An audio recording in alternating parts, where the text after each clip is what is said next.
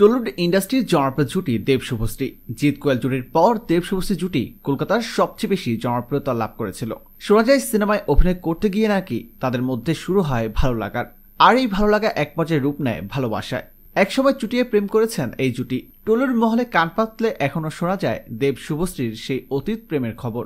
একসময় নিয়মিত খবরের শিরোনামে থাকতো দেব শুভশ্রীর প্রেম এবং ভালোবাসার গল্প, কিন্তু এখন আর খবরের শিরোনামে দেখা যায় না দেব শুভশ্রীর নাম।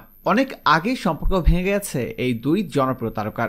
দর্শকেরা এখনো তাদের একসঙ্গে পর্দায় দেখতে চান, কিন্তু কবে আবার এই জুটিকে একসঙ্গে পর্দায় দেখা যাবে সেটা সকলেরই অজানা। একসময় শোনা গিয়েছিল দেব নাকি শুভশ্রীকে বিয়ে করবেন, যদিও এই দুই তারকা তাদের প্রেম এবং বিয়ে করার বিষয়ে কখনোই মুখ খোলেননি। তবে অনেকেই ভেবেছিলেন এই জুটি হয়তো সিনেমার পর্দার মতো বাস্তব জীবনেও জুটি বাঁধবেন, কিন্তু না, এই জুটি বাস্তব জীবনে জুটি বাঁধেননি। শুভশ্রীর সঙ্গে কোনো এক অজানা কারণে সম্পর্ক ভেঙে যায় দেবের।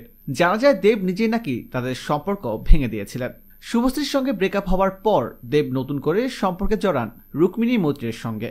এখন রুক্মিণীর সঙ্গে নিয়মিত সিনেমায় অভিনয় করছেন তিনি। টলিউড ইন্ডাস্ট্রিতে দেব রুক্মিণীর প্রেম এখন ওপেন সিক্রেট, তবে তারা দুজন কিন্তু এখনো এই বিষয়ে মুখ খুলেননি। তাছাড়া দেবের সিনেমার সেট থেকে শুরু করে যেখানে দেব যান না কেন সব জায়গায় দেখা যায় রুক্মিণীর উপস্থিতি।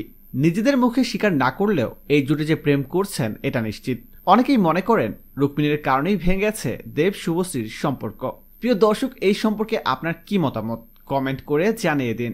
আর এরকম আরো ভিডিও দেখতে এখনই সাবস্ক্রাইব করে রাখুন আমাদের ইউটিউব চ্যানেলে।